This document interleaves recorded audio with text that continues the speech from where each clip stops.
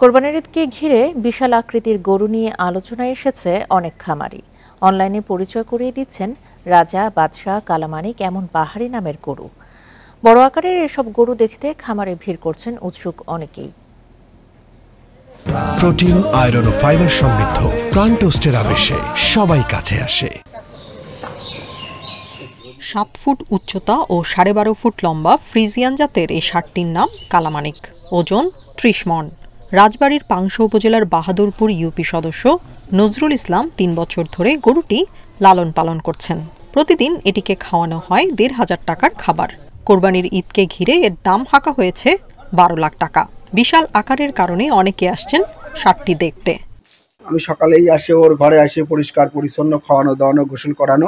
আজ 3 বছর যাবত পালছি আমি। খাওয়ার পালনের মতো মানুষ করতেন, লালন পালন করতে। এখন বড় হয়ে গেছে, মানুষজন আসছে দেখতেছে। 3 বছর আগে কুয়াকাটার আজিমপুর গ্রামের শিক্ষার্থী গোলাম রাব্বানীকে তার বাবা 90,000 টাকায় একটি ফ্রিজিয়ান জাতের গরু কিনে দেন।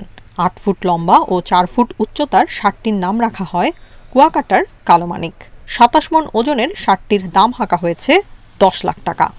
গরুটা আমি 3 বছর ধরে আমি পালছি। খাওয়ান পোষণ জমেজা সবই আমি দিছি। আজেবাজে কোনো খাওয়ান দিতে না, ভালো খাবার দিয়ে পালতে।